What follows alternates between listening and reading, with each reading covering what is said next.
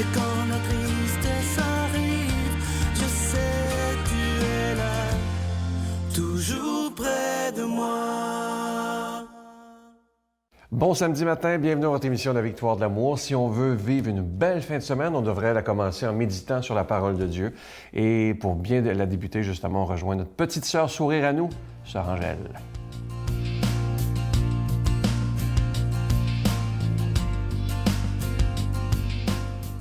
Bonjour, comme on dit, salut. On est là et bon matin. Le matin, quand on s'élève, et nous sommes déjà rendus à la deuxième semaine, c'est le don de la force. Ah, voyez-vous? Mais vous savez qu'il y a 7 dons, hein? Là, on est rendu au deuxième. Le don de la force. Par la force, l'Esprit Saint libère le terrain de notre cœur. Il le libère des incertitudes et de toutes les peurs et les obstacles qui peuvent le freiner pour que la parole du Seigneur puisse être mise en pratique de façon authentique et joyeuse. Le Seigneur nous donne toujours sa force. Elle ne saurait nous manquer. Il ne nous éprouve pas au-dessus de nos forces. Il est toujours avec nous.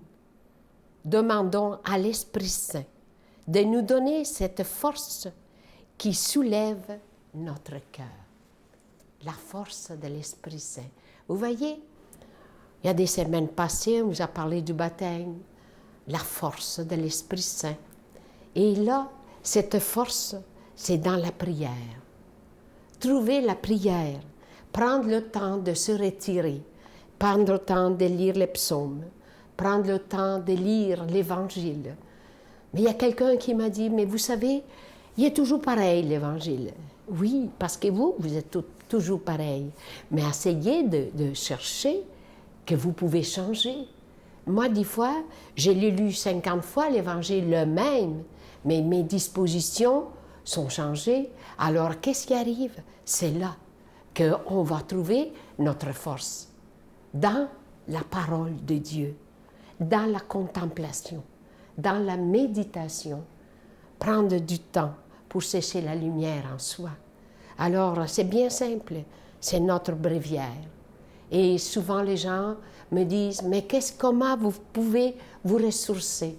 Comment vous pouvez faire vie publique, vie consacrée? Prendre le temps de chaque chose.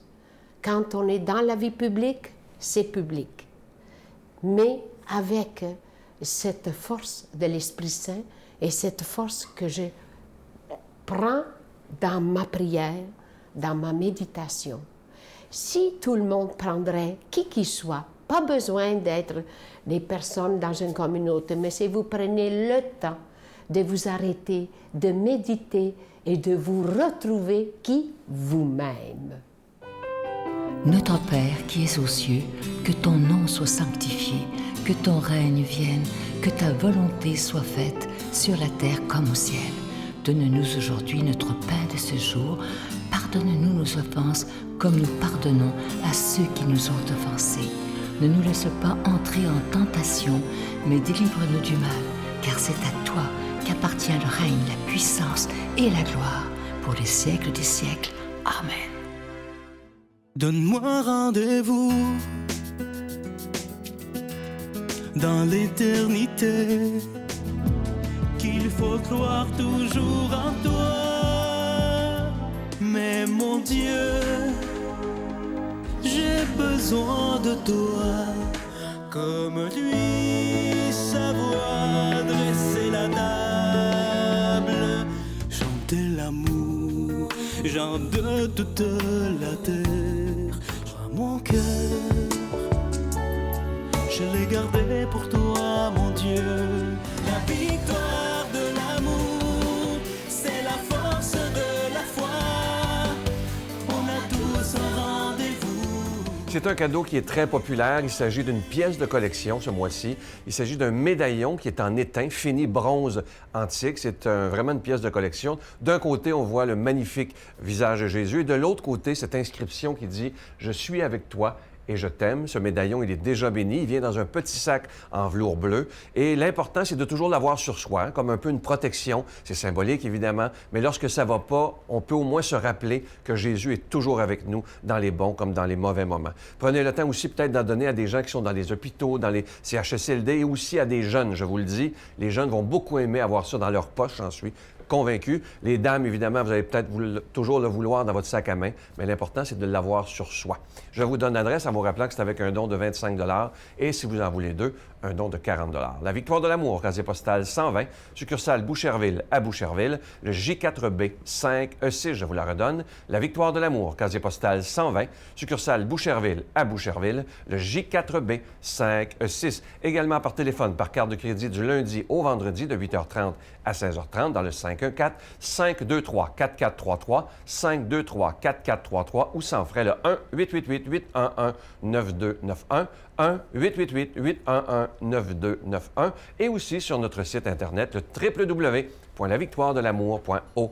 Je vous rappelle, ce beau médaillon, il est en étain, il est fini en bronze antique, couleur bronze antique, pardon, et il vient dans un petit sac en velours bleu. Évidemment, il est déjà béni. Je vous remercie de tout cœur de votre grande générosité, mais aussi merci de l'essentiel qui est votre prière soutenue. Merci.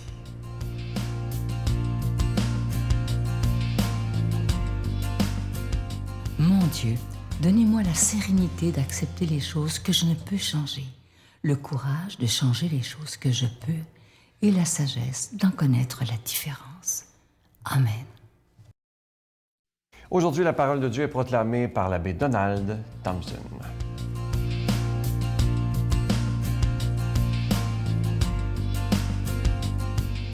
Troisième semaine de Pâques. Bon matin de Dieu. Hein? Bon matin Pascal. Écoutez l'Évangile d'aujourd'hui dans Saint Jean, chapitre 6, versets 60 à 69.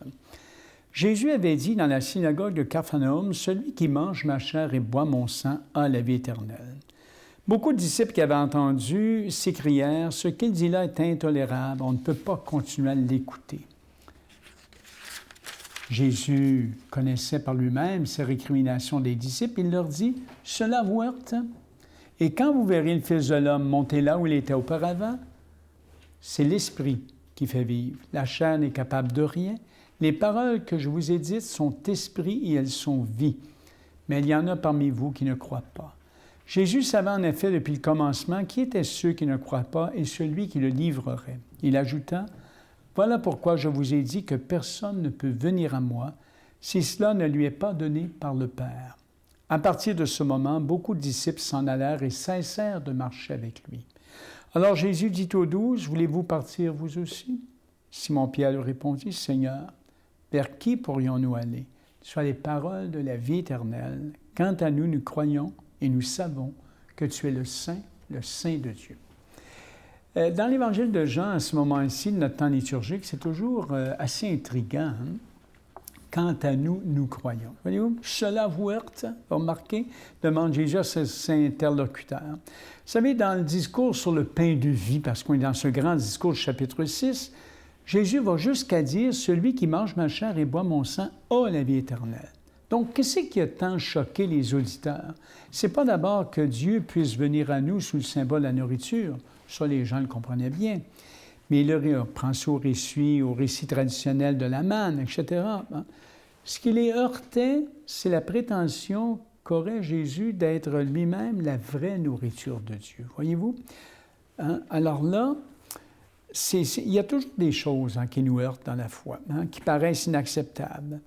Le Dieu que révèle Jésus, finalement, n'est pas celui qu'on attendait. Tu sais, des fois, on souhaiterait un Dieu fort, on découvre un Dieu faible, proche des humbles, proche des petits. Dieu pourrait-il être si présent en Jésus que son corps devienne le lieu de la rencontre avec lui? Ceci est mon corps, ceci est mon sang. Hein? Faites cela en mémoire de moi. Vous reconnaissez les paroles de la messe, de l'Eucharistie, à chaque Eucharistie. Et les interlocuteurs de Jésus ici sont absolument éberlué. Ce qu'il dit là est intolérable. Fais voir aujourd'hui qu'il y a des gens qui pensent la même chose, hein? Encore aujourd'hui, quand on pense à l'Eucharistie, ce qu'ils font là, c'est intolérable. Hein? Alors, pensez à tout ça. Cela vous heurte, dit Jésus, et quand vous verrez le Fils de l'homme monter là où il était auparavant. On voit là une allusion à la mort sur la croix. Hein? Comment croire à un crucifié? Comment croire à la résurrection de Jésus?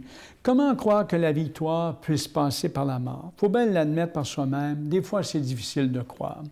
Puis c'est en même temps, j'oserais dire, c'est même souvent difficile de croire.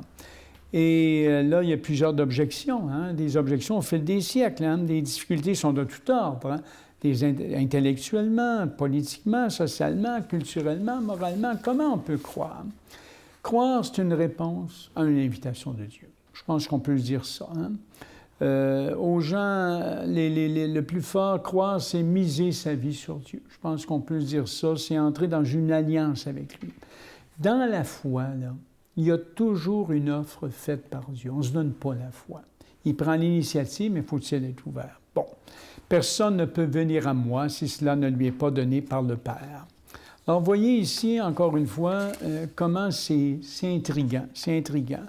Beaucoup de disciples s'en allèrent, dit l'Évangile. La foi, c'est un don de Dieu, mais croire suppose aussi une libre réponse. Voyez? Alors là, encore une fois, quand Jésus dit clairement la façon dont il se situe, l'Évangile dit « beaucoup de disciples s'en allèrent ». Alors, il n'y a aucune évidence qui peut nous obliger à croire. Et les difficultés sont là, mais faut-il, encore une fois, c'est un abandon. Hein? C'est un abandon. Alors, je pense qu'on se fait dire à la fin de l'Évangile d'aujourd'hui, puis c'est quand Pierre dit « Tu as les paroles de la vie éternelle ». Voulez-vous vous en aller, vous autres aussi? Hein? Là, Pierre dit « Tu as les paroles de la vie éternelle ». Jésus ne force pas les siens. Il leur demande simplement « Allez-vous partir, vous aussi? » Alors, voyez-vous, Pierre répond « Tu as les paroles de la vie éternelle ». Il a bien compris hein, l'ampleur de la révolution hein, amenée par Jésus. Vous savez, nous savons, hein, quand il dit à la fin, hein, que tu es le Saint de Dieu. Aujourd'hui, nous autres aussi, là, on arrive finalement dans la foi à dire, on sait par expérience que tu es le Saint de Dieu. Alors, qui est donc un Pierre aujourd'hui? Bien, on ne pense pas juste au pape, là. Je pense qu'il faut toujours regarder, c'est nous tous, et vers qui pourrions-nous aller? Posons-nous cette question-là aussi. Hein? Dans le contexte d'aujourd'hui, la table est mise. Hein? Il y a plusieurs religions, etc., plusieurs offres religieuses, chacun grappille à son gré dans le buffet des croyances à la mode.